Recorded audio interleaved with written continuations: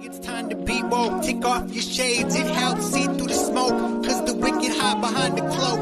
And if you stay in the mist, you gon' be soaked. So listen up, cause this hair of the dog. What's real, what ain't? Is this the fog or smog? Cause there's a difference when you breathe it in. So don't let the corporate media take you for a spin. This that morning show, they put you in the know. So I hope that you ready, cause all we do is go, go, go. Yeah, come get your info, you gon' be like, whoa. Hair of the dog, we bout that, ayy. We in the zone, we out here, yeah. Speeding the fact. Good morning, everyone. Welcome to Hair of the Dog. I'm Andy Kennedy.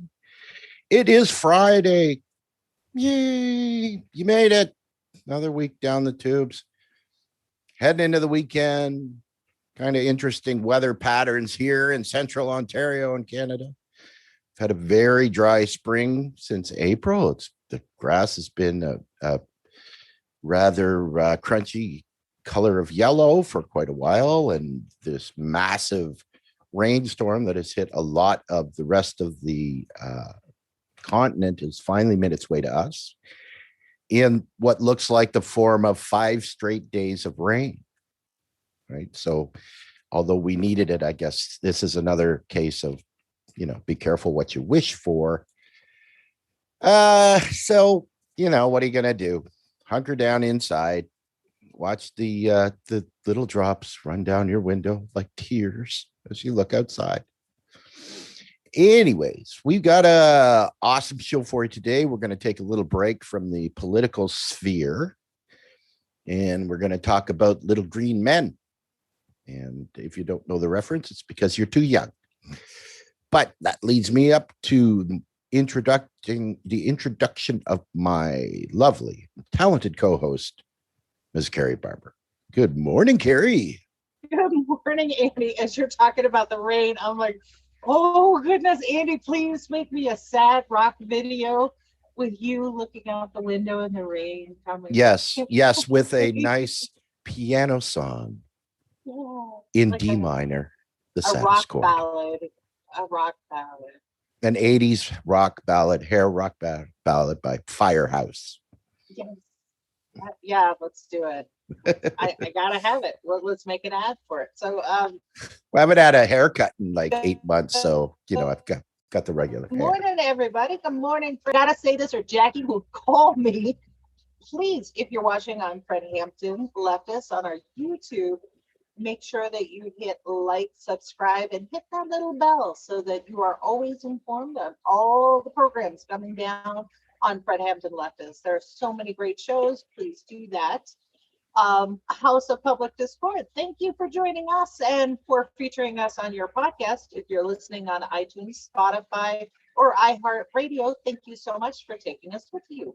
We appreciate it. And should you want to catch us live and join the conversation with everybody else, please feel free to do that. So we are on Monday, Wednesday, Friday at 10 a.m. Eastern, all across the social medias.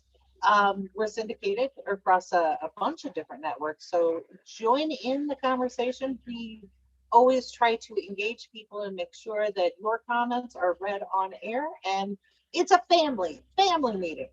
So this topic was a viewer request.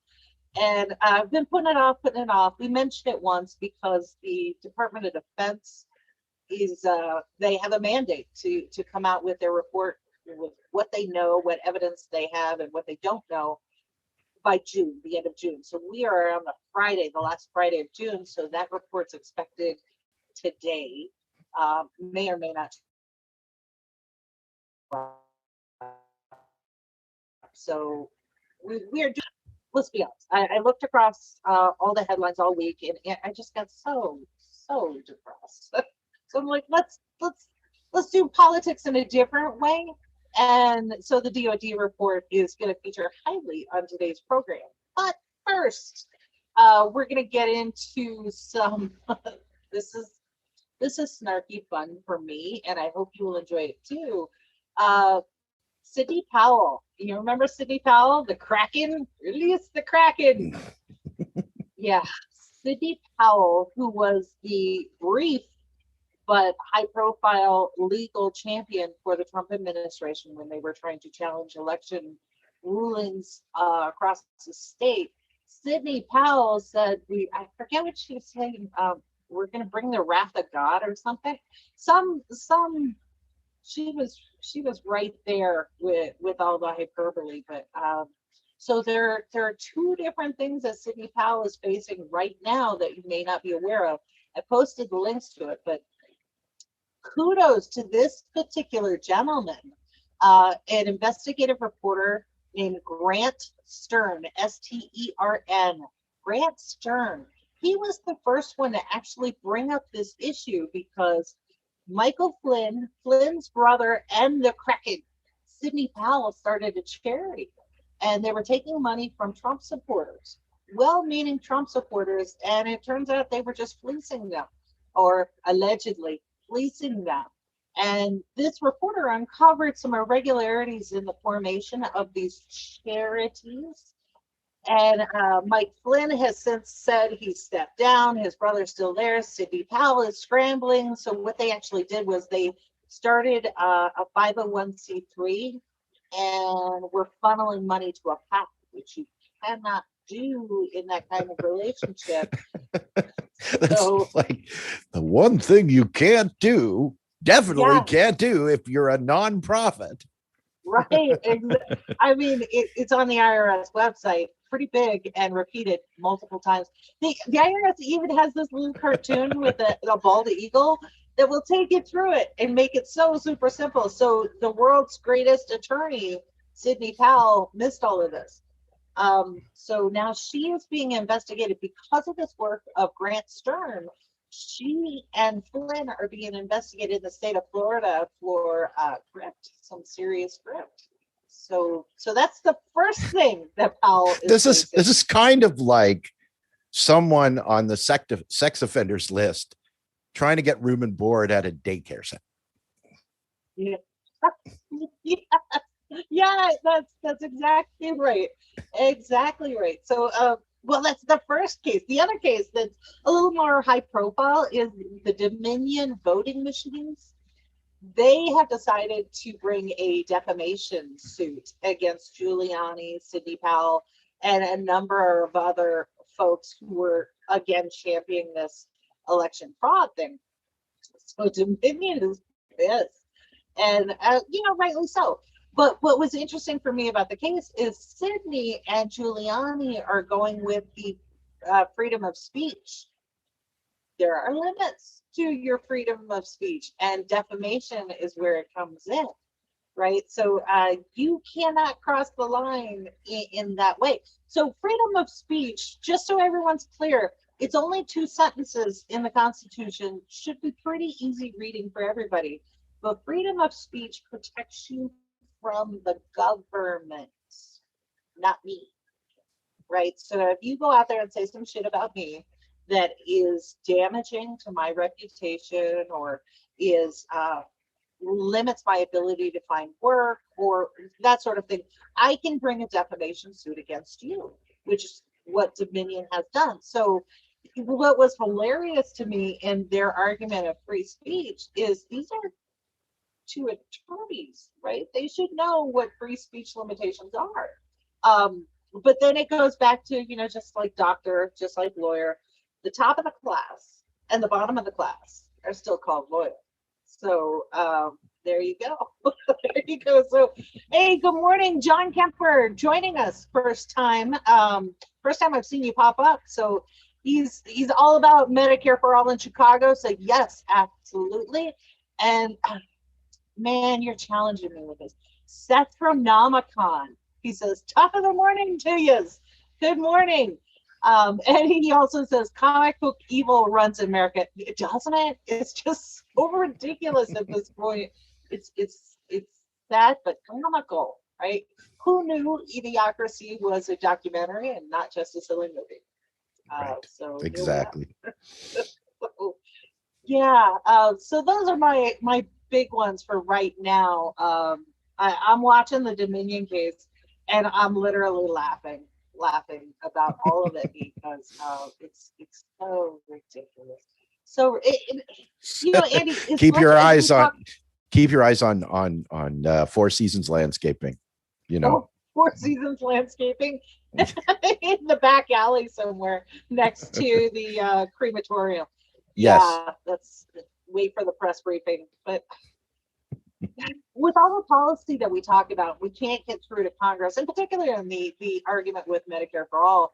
We've seen Rashida Tlaib and Jayapal and all of these people switch their narrative lately to access instead of healthcare as a right. So this is where their messaging and everything is changing, which is why the Medicare for All events are so important. And I think it just goes to show that there are so many avenues at our disposal to really make impactful change. So the Medicare for All thing, when we get out in the streets and we say, hey, no, you cannot do this, you cannot withhold this from us. And then I posted a tweet yesterday, and I really feel that this has merit. When public money is funding health insurance for every member of Congress, every state official, and every local and municipal official in your state and others, while they're telling us no, that's unequal protection. And that is a constitutional violation. And they should know this, right? Do we know it? So all of these tools are at our disposal, from the Dominion case to the case we talked about yesterday with freedom of speech and social media, actually acting as the cat's paw for politicians who don't like what we're saying about elections. Yeah, so all of these things go into play, which kind of leads us into our topic. But Seth Namcon is all over the chat, so I gotta say this. He says no redress of grievances. That's absolutely right. No representation, but we have taxation. Right. That's kind of where we're at. And then John Kemper. Okay, John, this was a backhanded compliment, but I'll take it. He says, love and respect to all Fred Hampton leftists, you guys too. Well, John, we are part of the Fred Hampton leftist network, so we'll take that compliment. We'll take it. Thank you. So that's funny. All right. So our topic today, it's, okay, Andy, you and I are a little bit older, and I remember growing up where everybody was making fun of the UFO people and the Bigfoot people, and you were laughed off as ridiculous. But now today, we have pilots and high-level officials and regular folks who are being listened to with credibility. This is a huge take, a 180 from where we were before, right? Like I am now about an hour and a half from Roswell, and I got to tell you, those people are super excited about the DoD report that is imminent. So right. Jason B says, can I call into the show to talk UFOs and aliens? Jesse, you can type in the chat and everybody can see it, and I will read it here and we will have that discussion. We don't have a phone number for you. And Jesse B says, I am a UFO expert and love Fred Hampton list. Well, Jesse, you've come to the right place. Go ahead and give us your information. And I did post a lot of links on this that I went through. And what I thought was interesting, Andy, is, okay, so the reason the Pentagon and the Department of Defense has to come out with this report was this one little sentence that was in the CARES Act. The Trump administration put this in. So go ahead and thank Trump and his folks for putting this one line in, that they had to issue this report. What do you know? What do you not know? And you need to brief Congress before the end of June 2021. Right? So that is why this subject is all coming out refreshed. So I'm looking at C-SPAN to see if they have those hearings or if it's going to be a security briefing and we're not allowed to know what members of the Security Council were briefed on, and we'll get a redacted report or whatever. So I'm watching that. But what I thought was interesting is UFOs and testimonies from witnesses have been on C-SPAN many times, including, as I mentioned, the people of Roswell. That was 1987. And then there was another particular gentleman who, very credible, he wrote a book and he was on C-SPAN with an interview about that book. So I posted 2 links where you can go back and watch those. But I thought it was just very interesting that it's definitely not the first time C-SPAN has covered this as a governmental reporting agency. It's been on there quite a few times. So Jesse says, I'm home. Well, come on in. Tell us what you got, Jesse. So here's where I wanted to do the show. Rather than just reporting on the information, now that we're in this space where we are actually having more of an open conversation, what does this mean for you? And I don't want to couch this in terms like the squad is doing and, what does access to food mean for your family? Because that's a bullshit thing. What I'm truly asking is, we've had these questions to contemplate for years, like from a religious point of view or from climate change or social oligarchy. What does this look like?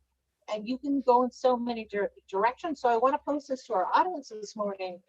Let's say we have credible proof that there are beings from an extraterrestrial, not of this world. We have some credible evidence. Does this change anything for you? I mean, you still got to make your rent. You still got to go to work. You still got to pay your bills. So what would this actually change for you if we started to have our trusted governmental officials coming out saying, we've got evidence. So I pose that question. So Andy, I'm going to put you on the spot. What does this mean for you? Well, I think that it's going to mean different things for generations, right? Like people of our age, or older, we grew up with, the Hollywood representations of what, the implications are of this with, huge box office movies like Close Encounters of the Third Kind or E.T. or any of these big blockbuster movies that dealt with aliens coming to Earth and what have you, and all of this stuff, right?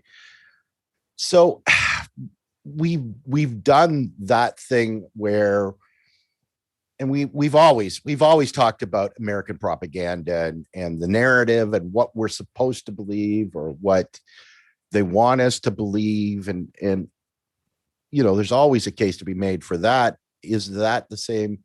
It's representative in the UFO phenomenon, or what they call the UAP phenomenon now, right? So we were always meant to believe that people that saw these things, they were either crackpots, or they were weather phenomena or weather balloons, or these were fake, somebody with a pie plate and a string in their backyard taking pictures. So there's a lot of that we had to unfold as we were growing up in our generation, right? And the secrecy behind Area 51, all of this stuff. So we now walk into this time period where there's been a about face from government officials. And so the question obviously you have to ask is why? Why is that now going to be different? Is there an agenda behind that? Or is it people are just curious, right? And I think that's a broader conversation that we need to have, because, everything's done for a reason, especially in the US. And it's, more times than not, it's a nefarious reason. So what's the motivation behind going public and talking about this on this scale, right? Do you think it's something more than the mandate in the CARES Act? Do you think that maybe this is a distraction? Possibly. There's also, let's consider that, and whether you believe that the Earth or the U.S. Specifically is in the end stage of capitalism or the final stages of capitalism before it self-destructs, and you understand the capitalist mentality of expanding markets always and making more and more, and we need growth, but that's counter to the growing narrative of trying to save the planet and understanding that we can't continue this way if we want to, ensure our survival as a species. Well, capitalists be capitalists, right? They were always looking for ways to fix things that don't actually cost them any money, right? If you're, and of course, I'm just floating this as a possibility, but if you're, in the powers that be currently, and there's pressure from growing pressure from the society to change your ways, or the guillotines and the pitchforks are coming out, and you want to, or you suspect that there are beings out there that certainly, if they can hop, skip, and jump across the solar system or across the galaxy and get here, that is there a possibility they might have technology to help us, right? To take carbon out of the atmosphere or to lower the temperature or what have you, right? I obviously that has no merit. It has no basis in fact, but it is, you can't deny that, certainly considering what the capitalists believe the markets can fix. And is there a solution that doesn't cost anybody money? Currently, no, there isn't, right? So there's that, right? So, okay, so it sounds like Seth Nomicon agrees with you. He says, totally, we need free energy, housing, food, and healthcare. But then Jesse B, our UFO expert who jumped in this morning, he put in something called the Aerial School. Apparently there was a school in Zimbabwe where there was an event, some sort of event, and the school children had some sort of experience. And he says in the area school, the aerial school children received messages that technology and environmental collapse will doom us. Okay, so let's say that is true, that event happened and that message came through. So it almost sounds like a Star Trek, sorry, Star Wars people, but Star Trek non-intervention thing. So they can give us kind of, hey, don't stick your hand in the fire, you're going to get burned, but they will not do anything about it. That's shitty. That's really shitty. And then I don't understand that. So, like, for example, if you're a scientist working on a petri dish and you don't recognize autonomy and consciousness in the petri dish, you don't give a shit, right?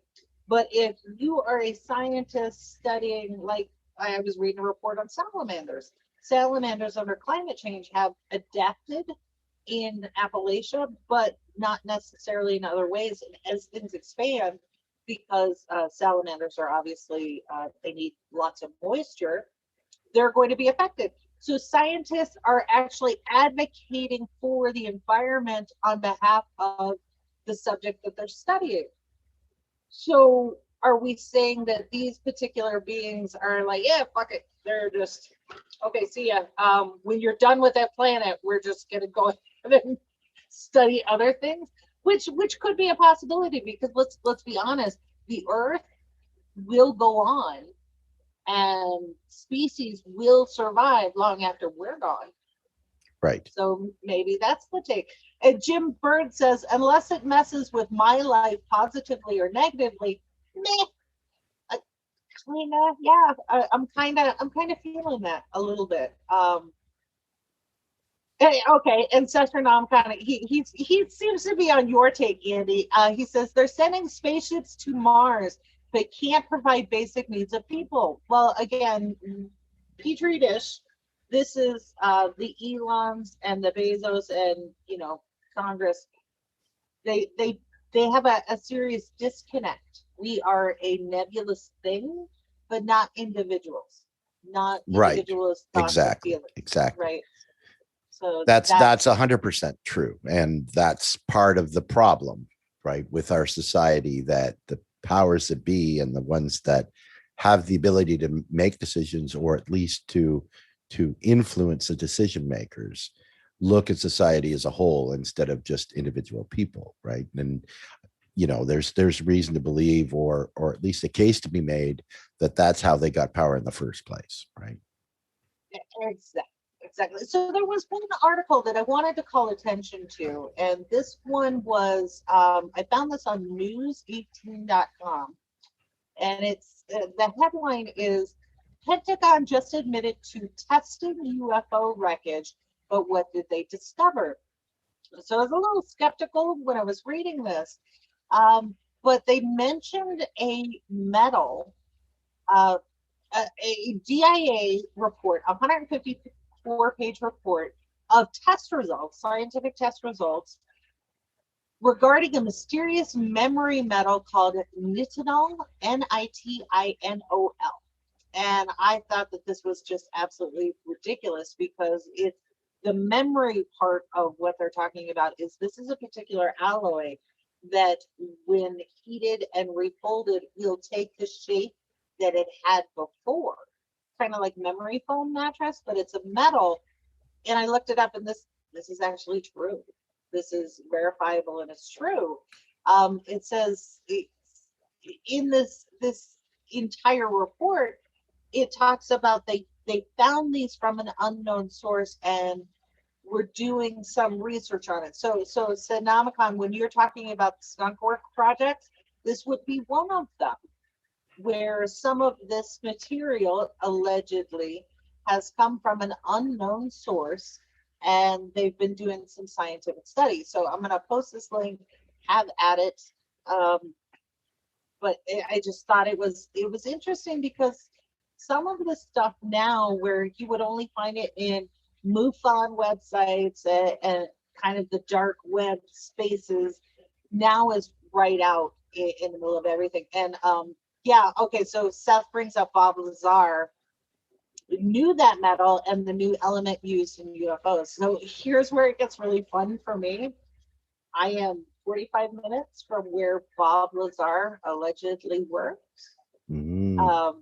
So it's kind of funny. Yeah, everybody here is like, yeah, it's a thing.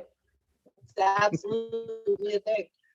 But outside of New Mexico, unless you've got Arizona and parts of Colorado, apparently, and Alaska, the rest of the country is like sketchy on it. But here's what was interesting. The Department of Defense, this report that they're getting ready to issue is like 4 years late. Britain, Denmark, France, and a few other countries released their reports and made all of their things public. And what I thought was responsible and interesting was, they said, we don't know where these things come from. We can't prove extraterrestrial. We can't prove that it's not US based or from some other country, that type of thing.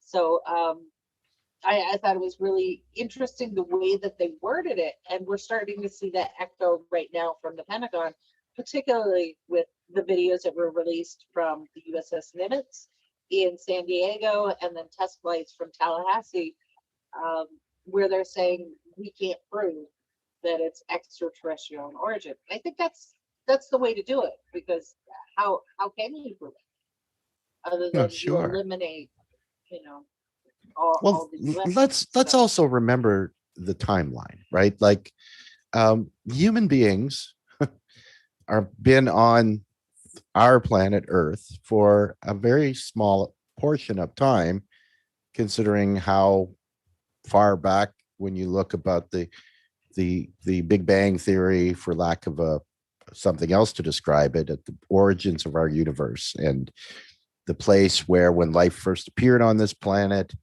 and developed to what it was going to develop until finally us, right? That blip in time that we've been here is a fraction of all of the rest of that, right? A tiny fraction. And even in our existence, that our technological advances really have only occurred over the last, however many decades, to the point where we are now. And whatever however advanced we think we are as a society. You know, I've always been under the impression that the reason why we can't do what we, you know, what other species may possibly be able to do is that we haven't been at it long enough, right? That the reason we can't conceive about these different things, especially like the memory metal that you were talking about earlier, is because we haven't thought enough about it, or you know, our minds don't have the capabilities of understanding that yet, right? Because they haven't developed enough, or the concept hasn't been introduced to us, right? You don't know what you don't know. But if you think of it in terms of time and the Industrial Revolution and when that occurred, you know, that was a generation or two ago. So hasn't been a long time. So we're still within our infancy in terms of technology and all of that stuff, right? And we're just trying to understand the world around us in our limited way, whereas, you know, the other species, if they do exist, you know, may have lapped us, you know, 400 million times over, right? And so that's what we're dealing with currently. Okay, so I get what you're saying, and I want to address two comments that came in. So Jim Bird is saying, I have the same reasoning on space research. Solve the Earth's problems first, then invest in space travel.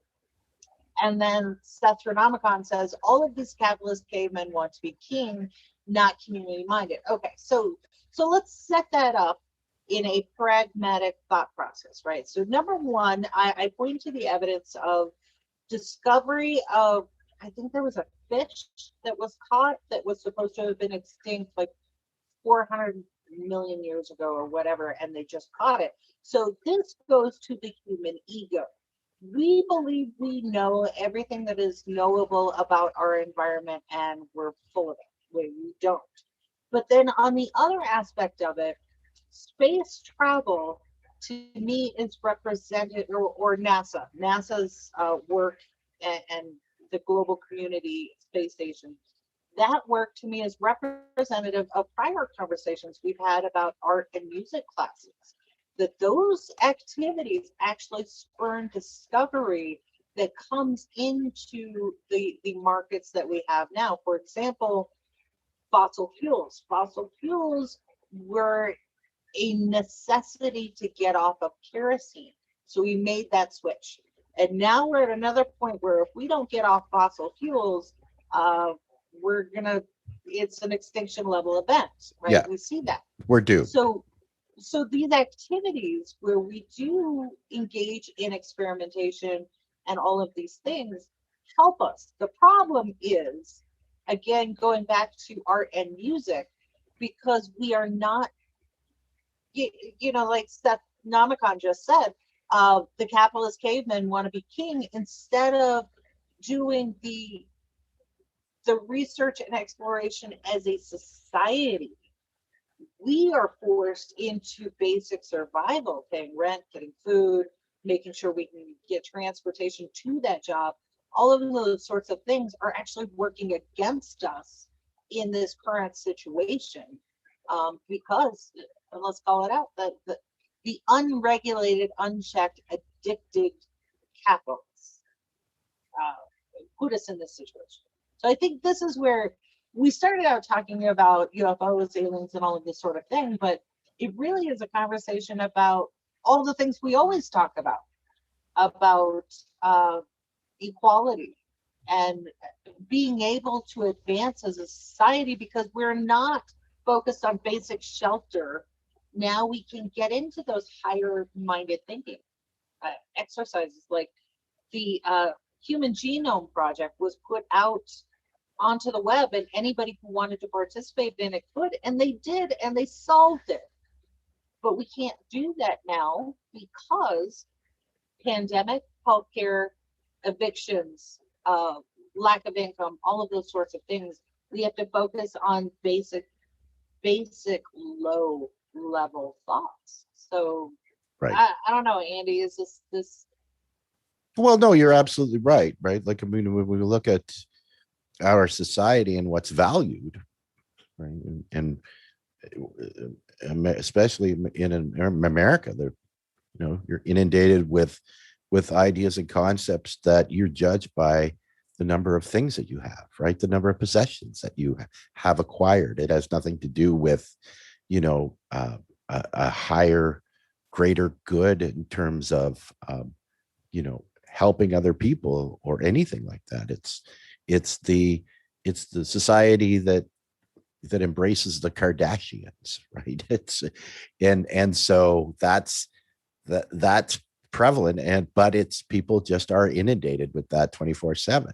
And how do you distract people so that they can't critically think about their own situations, as you don't give them enough time, right? You make people have to work 2-3 jobs to survive, and struggle, and not be able to afford anything, and not to be able to afford any higher education, and basically just try to live their lives in a miserable life, and nothing ever changes, right? Because you're completely distracted your entire existence, right? Quite honestly, if I was an alien species and I came to Earth and looked down, it was like, ooh, do we really want to help them? Or should we just observe the end? Well, I think that's really what it's coming down to, right? If you're an extraterrestrial scientist, and I'm assuming that you're going to put scientists on observation posts, right? We would be one. You're observing the change in climate and atmospheric conditions precipitated by the activity of the indigenous population, right? So right. it's a the other thing is paper. People's experience with this is from Hollywood, right? So, you get these aliens that come to Earth, they look like us, they talk a little bit like us, they speak English, well, how did they learn that? We were basing our what we would think life forms from another planet would be, but we're also assuming that they would be carbon based, have the ability to speak, look like us, and be kind of,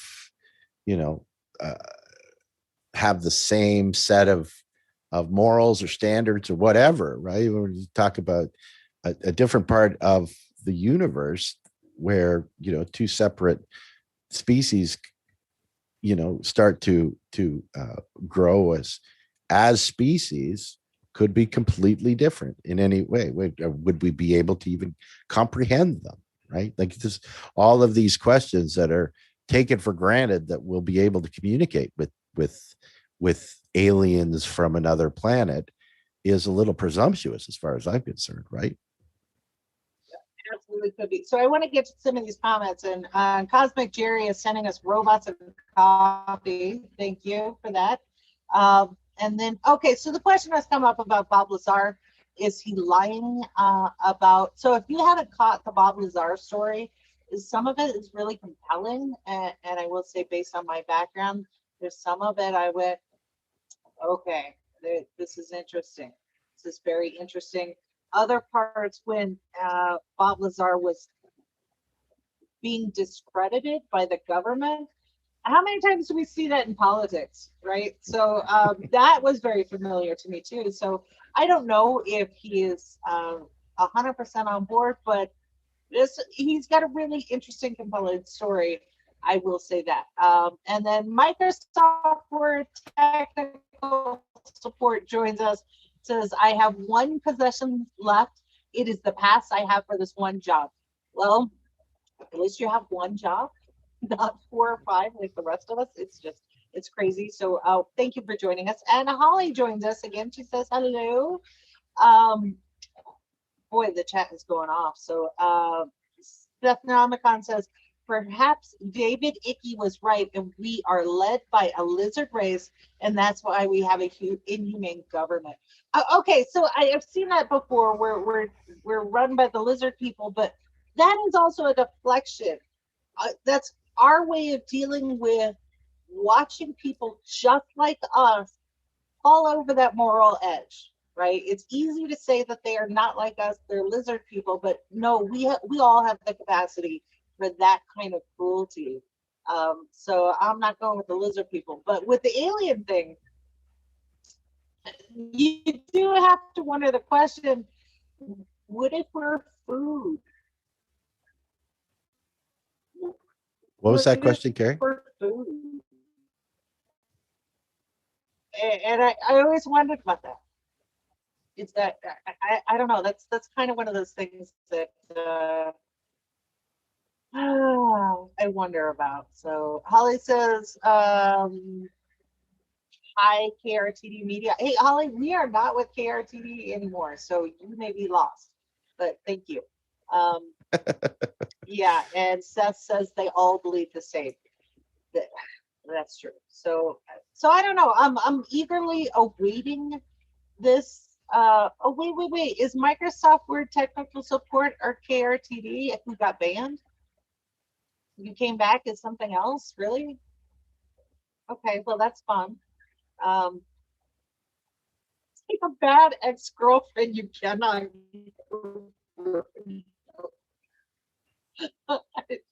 Okay. Anyway. So other than that, lizards and tyrants, this is kind of where we're at. So yeah, I don't know. I'm waiting to see the report. I'm not highly enthusiastic that there's going to be anything new. So if you're in the camp that you have always believed and always understood that these events are reality, then you're going to see this report one way. If you're skeptical and don't believe it, I think you're also going to see it as something that bolsters your point of view, because when they come back and say we cannot prove that these are extraterrestrial or other things or can't be explained, then you're going to take it that way. So I Right. don't see it. And I think there's a lot to be said in terms of if there ever was a confrontation with aliens, not I don't mean that, but at least trying to communicate with them, we would want the representatives of who represents us to ask the proper questions, right?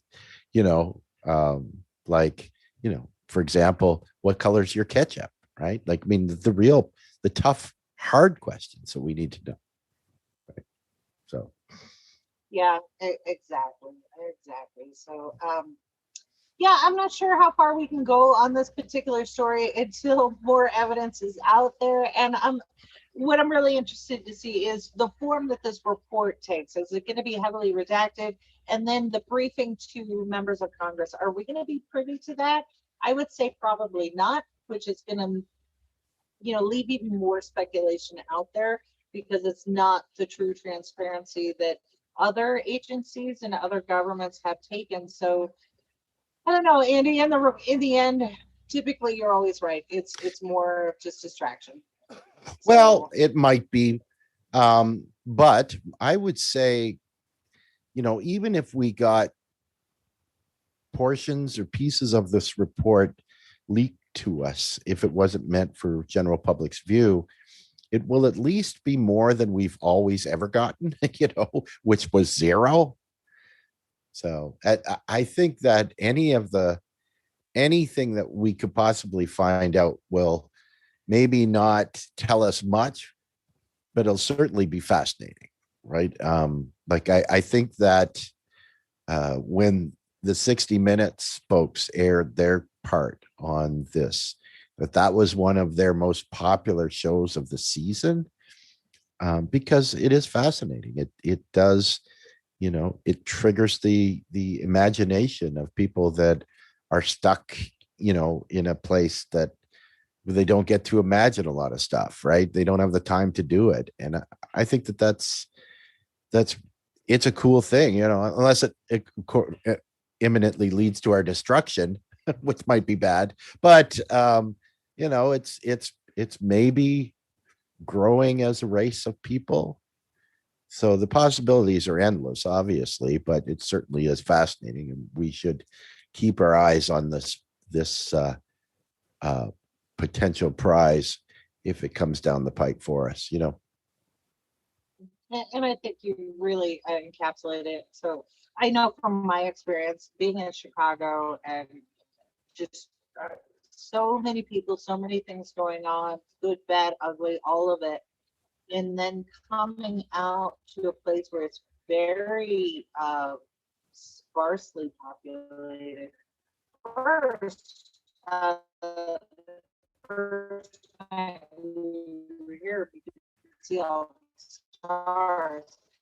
You do have that sense of wonder, and you cannot have that opportunity to unplug and be who you are. So I think this is maybe a moment to reflect on that. So Holly says, I believe we're not alone, but we're getting a hard pass, understandably. Yeah, I can see that.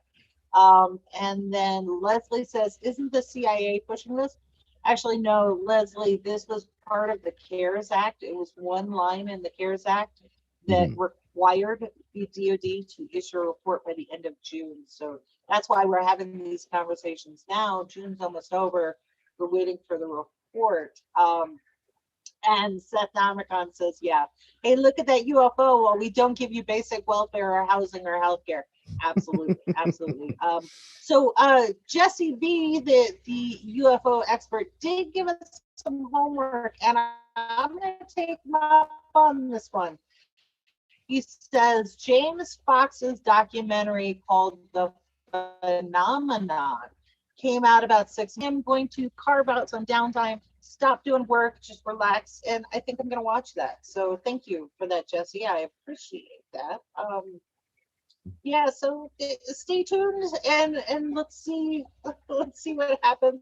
Not just with the DoD and the UFO report, but this Dominion case and the Kraken, which cracks me up every time.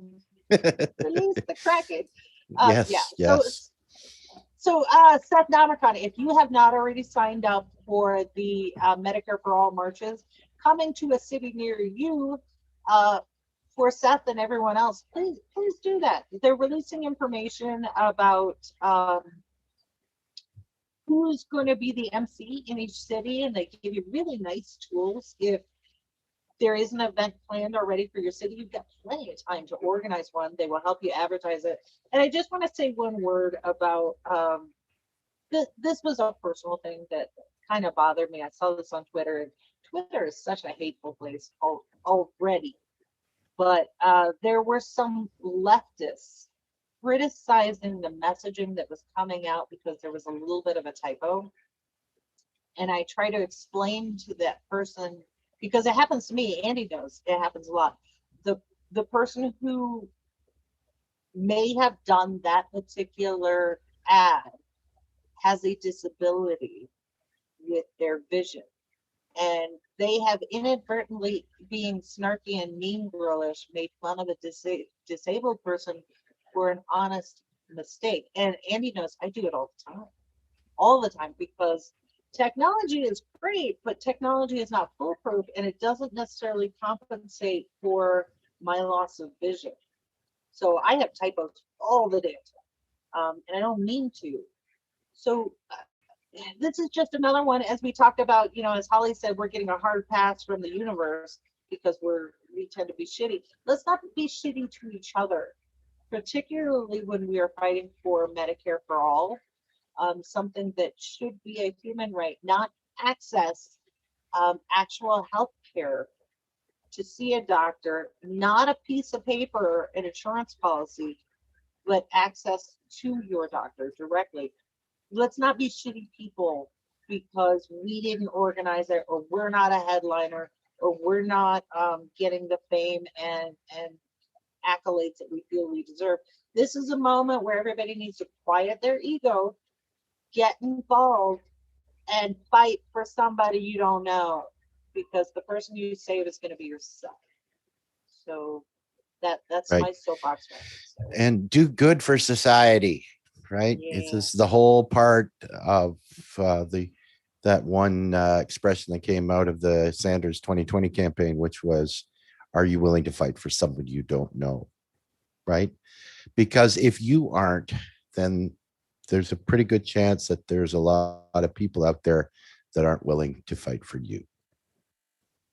That's exactly right. Exactly right. So I think that's it for this particular episode. Thank you so much for everybody who joined in. And Jesse B, Send us an email at hairofthedogshow@gmail.com, because yeah, maybe we need to revisit this one. And since you're our new official show UFO expert, let's have a different conversation. That's right. On this next But the question is, how many times have you been abducted? Yes.